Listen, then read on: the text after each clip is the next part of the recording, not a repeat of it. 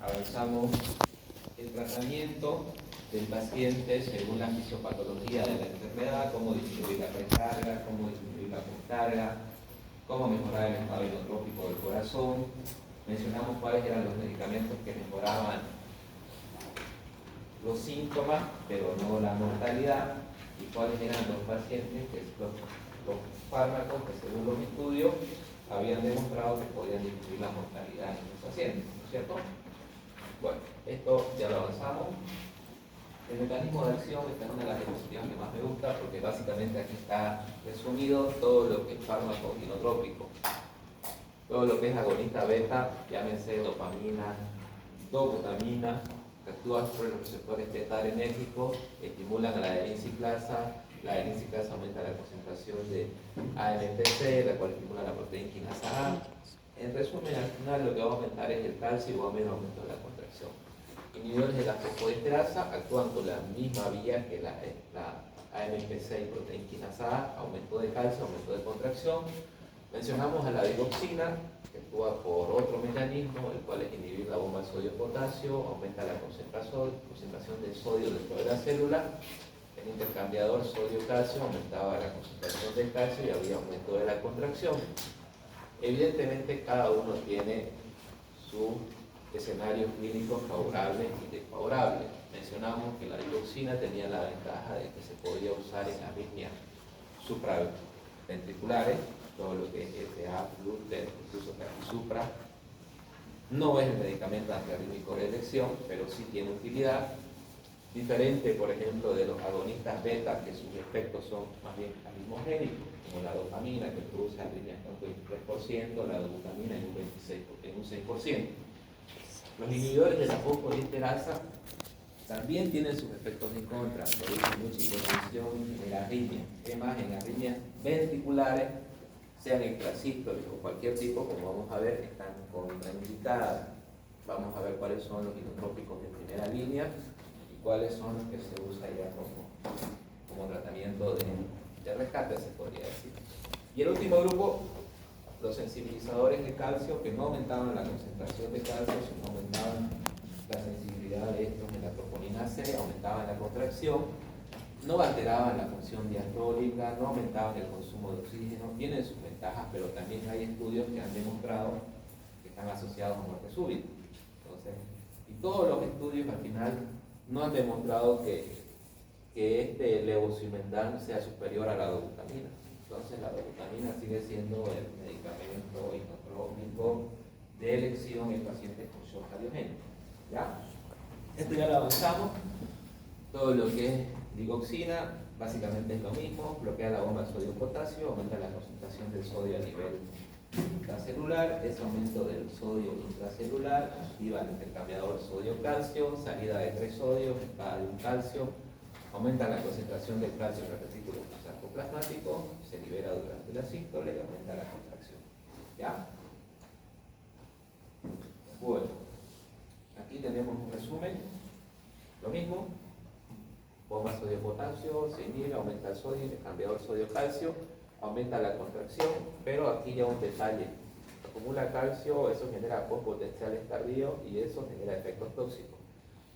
La digoxina tiene un margen terapéutico muy estrecho. Hay que tomar en cuenta la edad del paciente, hay que tomar en cuenta el grado de edad del paciente y hay que tomar en cuenta el medio interno del paciente, todo lo que es potasio y calcio, porque esto también determina su acción y sobre todo la intoxicación. ¿Ya? Ya sabemos, es inotrópico positivo. Mencionamos todo esto acá, estamos solamente repasando rapidito. Esa activación neurohormonal, como les mencioné, no disminuye la mortalidad, no se ha visto que sea de importancia, salvo en las arritmias. Ahora, ¿por qué se usa como antiarrítmico? Porque aumenta el tono vagal, acorta la duración del potencial de acción, acorta el periodo refractario. Básicamente lo que hace es estimular al parasimpático y bloquear al sistema nervioso simpático. Se utiliza de esa forma para arritmias supraventriculares. ¿Cuáles son esas arritmias? La más frecuente es la fibrilación auricular. Cuando hablamos de fibrilación auricular, yo les dije que Primero, en cualquier tipo de arritmia que ustedes tengan, si el paciente está con estabilidad hemodinámica, o sea, está hipotenso, el tratamiento es cardioversión. Bueno, llámense glúteo, taquicardia supraventricular, FA. Si el paciente tiene estabilidad hemodinámica, la elección es hacer un ecocardiograma, descartar que no tenga trombo y cardiovertir. Si es una arritmia desfibrilable, que son dos, la fibrilación ventricular y la taquicardia ventricular, con estabilidad hemodinámica, obviamente también lo vamos a desfibrilar. Ahora, si el paciente no tiene estabilidad hemodinámica, si el paciente tiene presión arterial normal y está cursando con una FA, se hace una cardioversión farmacológica. Los medicamentos que se utilizan para hacer la cardioversión farmacológica en pacientes con cardiopatía estructural, eso es importante porque también les pueden hacer una pregunta, ¿cuáles son los fármacos de elección para cardioversión farmacológica en un paciente joven? Propafenol y flecainida. No se usa en nuestro medio, la verdad es que es muy raro usarlo. Lo que sí se usa en nuestro medio es amiodarona y digoxina, pero todas las guías dicen que son de elección para hacer cardioversión farmacológica en pacientes con cardiopatía estructural. ¿Qué quiere decir eso? En pacientes que ya tienen una enfermedad cardíaca, ya gástrica, isquémica, se despierta.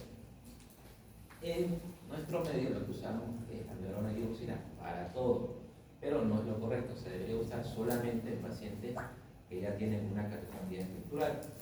Entonces, sirve para revertir, para hacer una cardioversión farmacológica la digoxina, sirve, pero no es el de elección. ¿Ya? Nos puede servir para la FA, nos puede servir para el flute, nos puede servir para la taquicardia supraventricular. Eso es una taquicardia supraventricular. El otro día intentaba graficárselo, les decía, ¿no? La fibrilación auricular no tiene onda P, los intervalos RR son irregulares, el QRS es estrecho y si es mayor a 100 es de alta respuesta, si es de 60 a 100 es de moderada respuesta y si es por debajo de 60 es de baja respuesta. Pero los criterios son esos: intervalos RR irregulares, ausencia de onda P. Flutter igual tiene intervalos RR irregulares, pero tiene la onda F.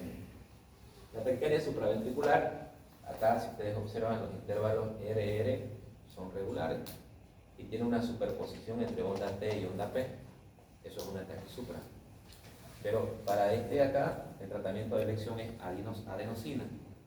De segunda elección está ya la digoxina. Digoxina, verapamilo, dietiacén. ¿Ya?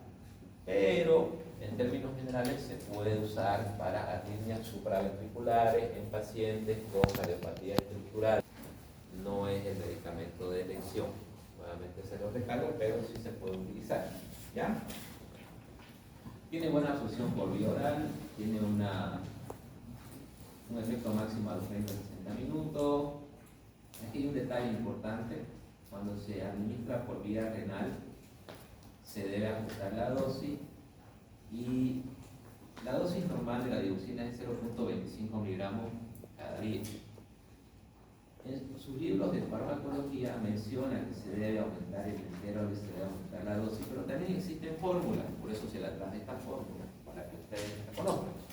Si ustedes tienen un paciente de 70 kilos,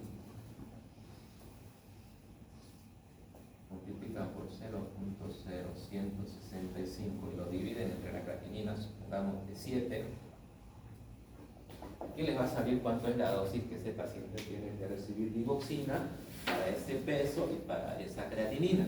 Ya saben que la creatinina normal es 1, ¿no? Entonces, en un paciente que tenga falla renal, que pese 70 kilos, le multiplican 0.0565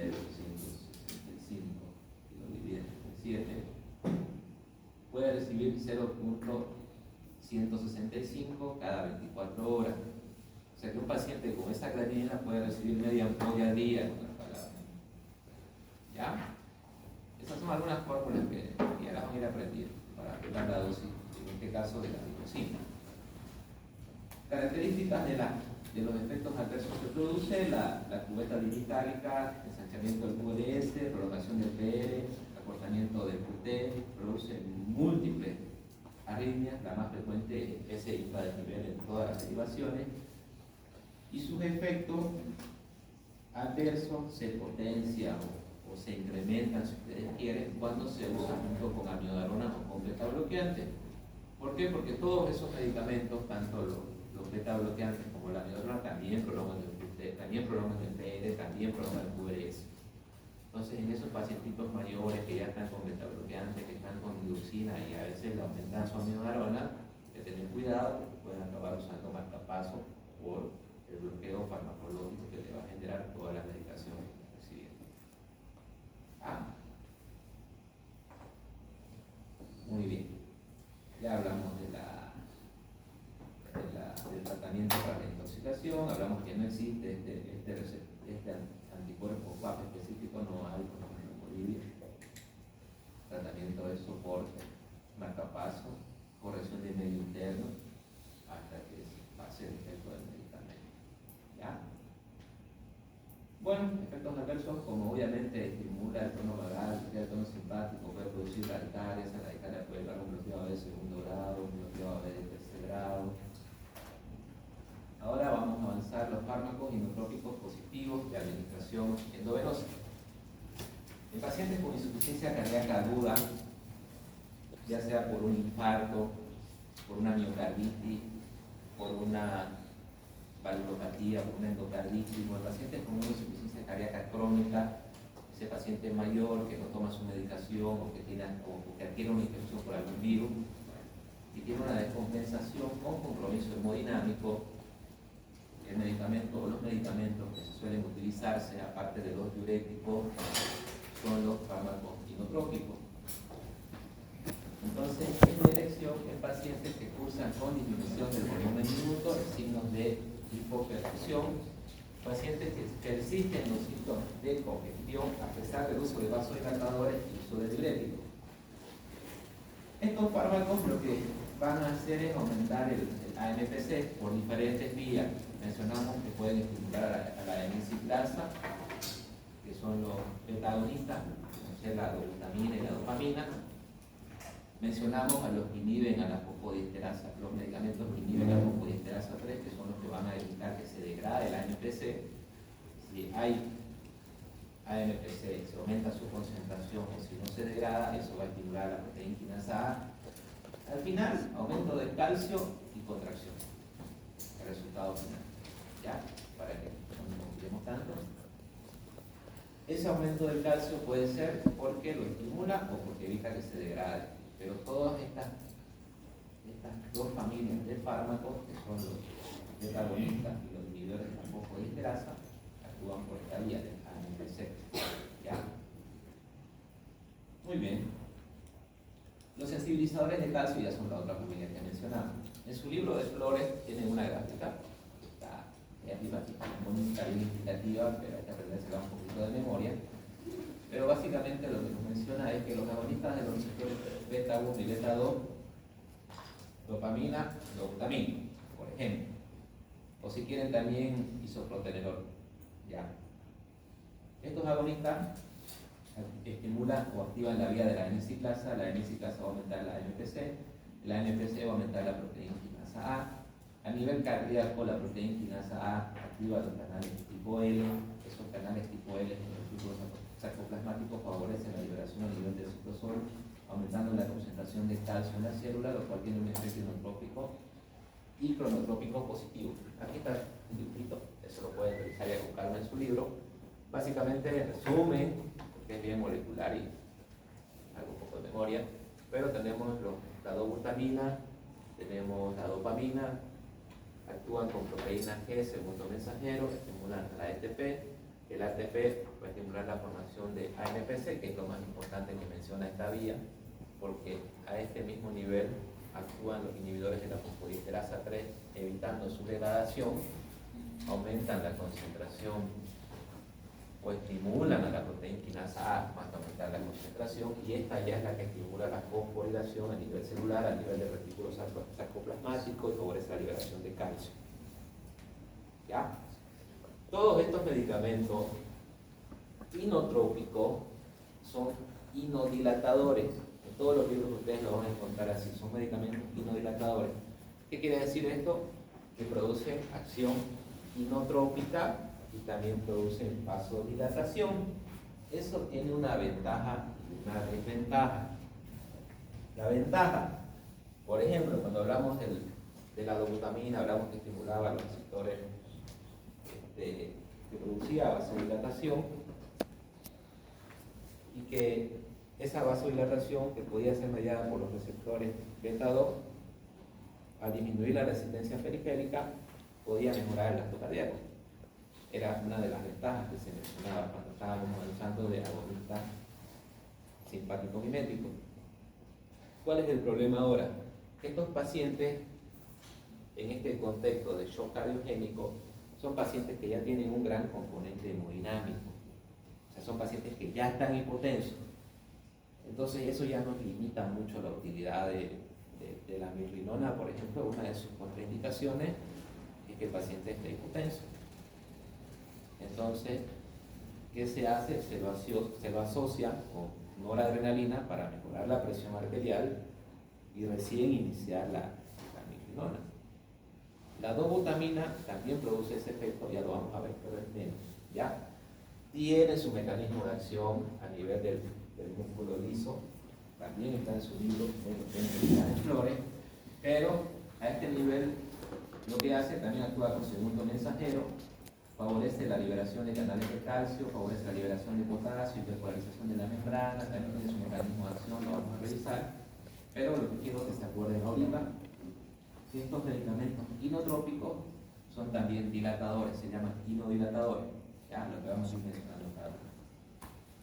La dopamina ya la conocen, es un medicamento agonista adrenético derivado del aminoácido tirosina, pertenece al grupo de las catecolaminas, actúa sobre los receptores dopaminérgicos y adrenérgicos, tiene efectos hemodinámicos,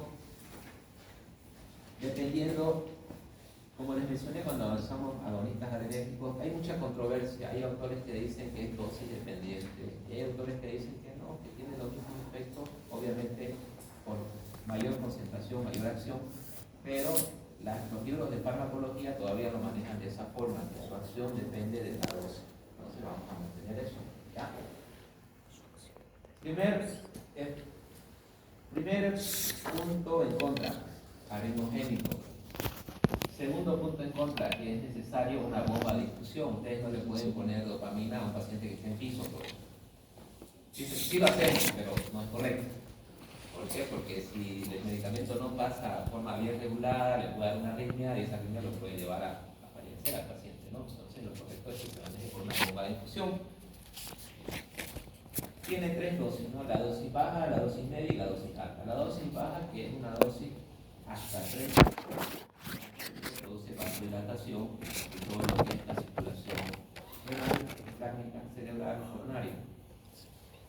Los nefrólogos lo usan bastante para tratar de mejorar la función renal por esa acción vasodilatadora, que tiene la ventaja de o sobre la noradrenalina que produce vasoconstricción a nivel renal, que produce vasodilatación. Entonces, como que cuida un poco la función renal, para que lo entendamos. Los receptores dopaminérgicos A2 inhiben la actividad neuromoral, inhiben la liberación de renina, igual no disminuye la mortalidad, por si acaso, no se ha demostrado. Es más, no es el inotrópico de elección, nuevamente se los recalco, el inotrópico de elección no es que sea mejor, pero tiene menos efectos adversos que la dobutamina. O sea, si ustedes tienen un paciente con shock cardiogénico, el inotrópico que se tiene que usar, llámense un paciente con insuficiencia cardíaca aguda, un paciente con insuficiencia cardíaca crónica descompensada, independientemente de la causa, porque está con un infarto, con una miocarditis, con una cardiopatía isquémica, hay que tener mucho más cuidado, ya vamos a ver por qué.